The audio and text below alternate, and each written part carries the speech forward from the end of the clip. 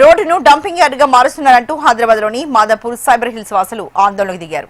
GHMC కమిషనర్కు చెప్పిన road విషయంలో నిర్లక్ష్యం వహిస్తున్నారని ఆవేదన వ్యక్తం చేశారు. కాలనీ వాసులకు బీఆర్ఎస్ యూత్ వింగ్ మాజీ ప్రధాన కార్యదర్శి కార్తిక్ రాయ్ల మద్దతిచ్చారు.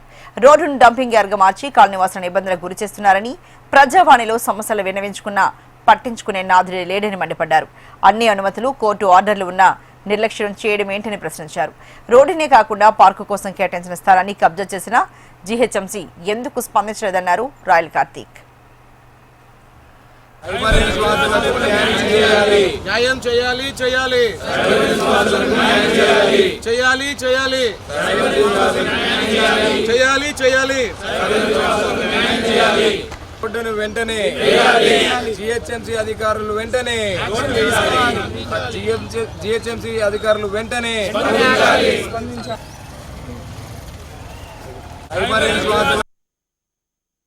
ఈ చిన్న ఒక 250 మీటర్స్ ఉంటుంది. ఆ రోడ్డుని వేయడానికి ఎందుకు వేయిస్తలేరు అనేది మాకు ఎవరికి కూడా ఇంతవరకు తెలియదు. వీళ్ళు కొత్తగా ఈ ప్రజావాణి అని ఒకటి పట్టుకొచ్చిర్రు కాంగ్రెస్ ప్రభుత్వం. మరి ఆ ప్రజావాణిలో కూడా మా వాళ్ళు పోయి నివాసితులు అందరూ పోయి కూడా వాళ్ళు అప్లికేషన్ ఇవ్వడం జరిగింది. ఆ అప్లికేషన్ మరి ఏడబడేసిర్రు రేవంత్ రెడ్డి ప్రభుత్వమే చెప్పాలా. సర్వే నెంబర్ 32, ఇది 12 ఎకరాల 37 గుంటలు. ఇది ఏంటంటే 2.5 ఎకరాలు ఇప్పుడు కనపడేది ఏదైతే ఉందో అది పార్కుకు కేటాయించారు. ఆ పార్కుని కూడా కబ్జా చేసి రోడ్డుని వేయకుండా డంపింగ్ యార్డ్ లాగా అక్కడ డంపింగ్ మొత్తం నింపి ఇదివరకు ఎవరైతే మన బీఆర్ఎస్ ప్రభుత్వం కానీ అంతకుముందున్న ప్రభుత్వం అప్పుడు ఉన్న జడ్జిమెంట్ ఇచ్చింది కూడా ఏమిచ్చిందంటే ఇది సర్ప్లస్ సీలింగ్ ల్యాండ్. ఇది 2006లో జస్టిస్ చంద్రయ్య గారు సర్ప్లస్ సీలింగ్ ల్యాండ్ అని చెప్పి ఆయన జడ్జిమెంట్ ఇవ్వడం జరిగింది.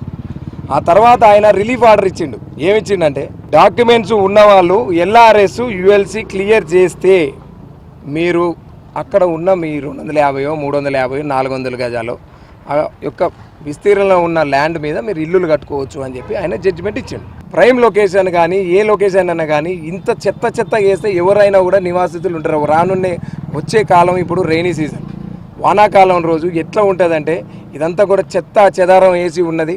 ఈ చెత్త చెదారం అంతా రేపు ఎవరు బీర్చాలా, ఎవరు ఇబ్బందులు పడాలా?